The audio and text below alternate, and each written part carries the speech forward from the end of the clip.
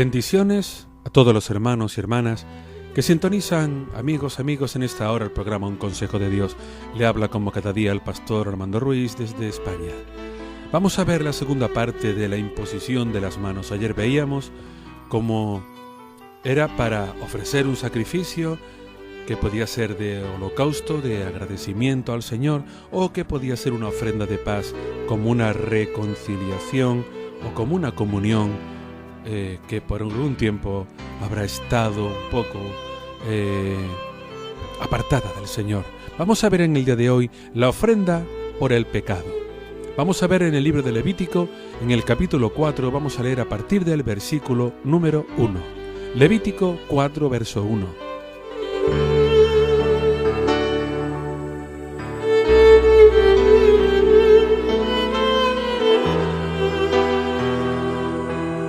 Dice la palabra lo siguiente: Habló Yahvé a Moisés y le dijo: Habla a los hijos de Israel y diles: Cuando alguna persona peque involuntariamente contra alguno de los mandamientos de Yahvé sobre cosas que no se han de hacer, y hace alguna de ellas, si el que peca es el sacerdote ungido, haciendo así culpable al pueblo, ofrecerá a Yahvé por el pecado que ha cometido un becerro sin defecto como expiación.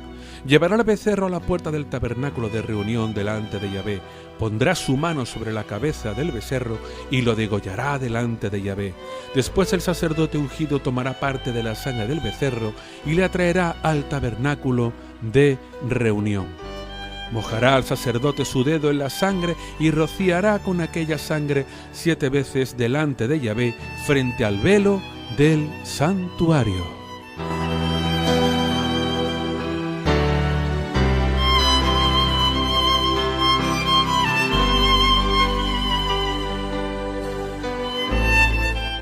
Bien, lo primero que vemos es la ofrenda por el pecado. Y en este caso, el pecado del sacerdote. Luego veremos el pecado de la congregación en este mismo capítulo, pero también está el pecado de un jefe y el pecado de alguna persona del pueblo. Pero dentro de la ofrenda del pecado estaba o por el sacerdote, se ofrendaba para remisión de pecado, por el sacerdote, por la congregación, por un jefe de las tribus, de las 12 tribus de Israel, uno de los jefes, de los príncipes, como llaman también en otros pasajes bíblicos, pero era jefe, el responsable, digamos, la cabeza, la autoridad de esa tribu, o bien, si alguien del pueblo pecaba también involuntariamente. Había, digamos, un ritual determinado y una ofrenda determinada, pero solamente vamos a ver por el sacerdote y por la congregación. Explicaré por qué. Por el sacerdote, porque el sacerdote, digamos, era el responsable delante de Dios de la santificación del pueblo, de la ordenanza del pueblo, de el bien llevar del pueblo, para que nos entendamos.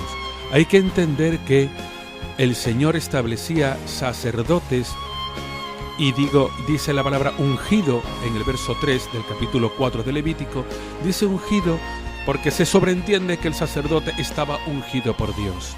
Se sobreentiende que el sacerdote estaba ungido por Dios. Entonces dice a continuación el verso 3, haciendo así culpable al pueblo. Haciendo así culpable al pueblo. Tense en cuenta que el sacerdote, repito, representaba ante Dios al pueblo. El hecho de que un sacerdote se contaminara también contaminaba al pueblo. Es igual como responsable de una congregación, el pastor. Un pastor contaminado puede contaminar al pueblo con la imposición de sus manos. Repito, puede contaminar con su pecado al pueblo con la imposición de sus manos. Eso lo veremos más adelante. En el Antiguo Testamento igual, cuando era un mal sacerdote y éste ofrecía con sus manos una ofrenda, o bien por la congregación o bien por él mismo, y el sacerdote no estaba lo suficientemente apartado en santificación para Dios, las consecuencias eran directamente sobre el pueblo, sobre la congregación. Y en este caso era un becerro sin defecto como expiación. Nos narra, lo lleva al tabernáculo, pone su mano sobre la cabeza del becerro en el cual expresa el tipo de pecado que ha hecho el sacerdote, el tipo de pecado que ha sido. El sacerdote ungido toma parte de la sangre del becerro, lo trae al tabernáculo, moja el dedo en la sangre, lo rocía con aquella sangre durante 7 veces delante de Yahvé, frente al velo del santuario, en el lugar santo. Por eso, ofrenda por el pecado de el sacerdote. Si el que pecaba era el sumo sacerdote, aquí no había remisión de pecado. Aquí directamente, cuando llegaba el día de Yom Kippur, automáticamente el Señor lo fulminaba, como expliqué ya la semana pasada, lo fulminaba y lo sacaba de ahí los demás sacerdotes a través de una cuerda con unos cascabeles en la punta para tirar de él, porque había sido un mal sumo sacerdote. Pero cuando un sacerdote hacía las cosas indebidas, era responsable ante la congregación. Luego él ponía sus manos sobre ese becerro que hemos leído ahí, sin defecto, como expiación, como lugar en el que se pone este becerro en lugar del sacerdote. Bien, le pone las manos y expresa el tipo de pecado. Pero ¿qué pasa si quien ha pecado es la congregación de Israel? Vámonos también a este mismo Levítico capítulo 4, pero a partir del versículo número 13. Dice lo siguiente, Levítico 4:13. Si ha sido toda la congregación de Israel la que ha errado involuntariamente, y leeremos hasta el versículo 18, aunque la falta haya quedado oculta a los ojos del pueblo, son culpables de haber hecho algo contra alguno de los mandamientos de Yahvé en cosas que no se han de hacer. Y en cuanto llegue a ser conocido el pecado que han cometido, la congregación ofrecerá un becerro como expiación. Lo llevarán delante del tabernáculo de reunión. Los ancianos de la congregación pondrán sus manos sobre la cabeza del becerro delante de Yahvé, y en presencia de Yahvé degollarán aquel becerro. Luego el sacerdote ungido llevará parte de la sangre del becerro al tabernáculo de reunión. El sacerdote mojará su dedo en la sangre y con ella rociará 7 veces delante de Yahvé frente al velo. De aquella sangre pondrá sobre los cuernos del altar que está delante de Yahvé en el tabernáculo de reunión, y derramará el resto de la sangre al pie del altar del holocausto que está a la puerta del tabernáculo de reunión. Hasta ahí solamente. Pero quiero que veamos una cosa.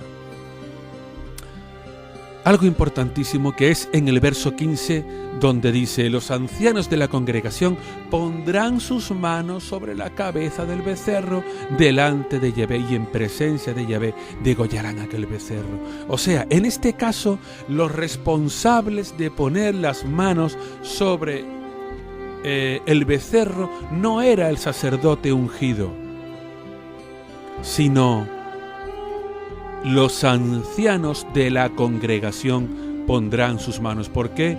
Porque los ancianos son los que representaban al resto de la congregación. Sería un número determinado de ancianos, podría ser perfectamente uno por cada tribu. Posiblemente, no digo que lo sea, podría ser un representante de cada tribu, en el cual ponían cada uno de ellos las manos sobre este becerro delante de Dios, para que cada anciano representaba perfectamente una tribu. Al representar una tribu, representa una de las partes del pueblo de Israel, como ellos han, porque hemos estado leyendo, si ha sido la congregación la que ha errado involuntariamente, y aunque haya quedado oculta a los ojos de Dios, pero nada hay oculto a los ojos de Dios.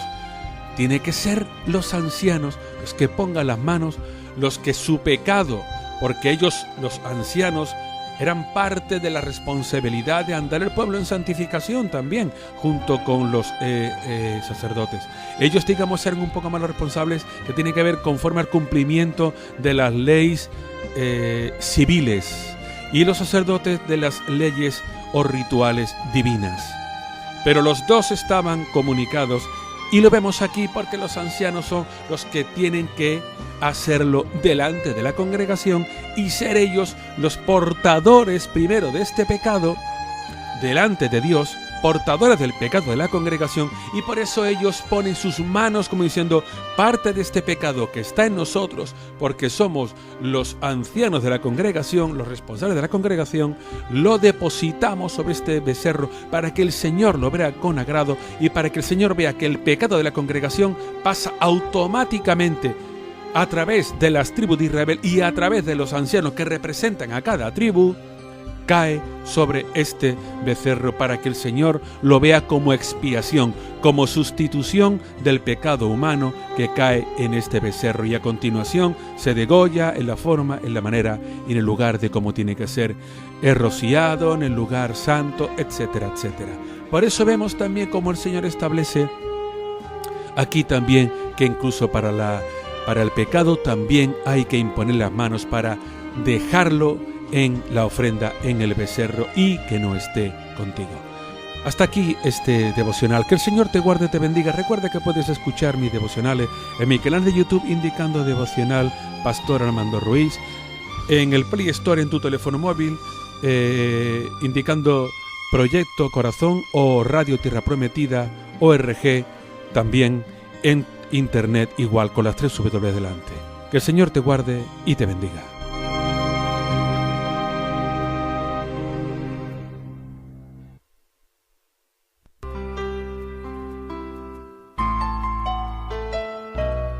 Esta que te ha hablado ha sido Armando Ruiz, pastor de la Iglesia Tierra Prometida en Sevilla.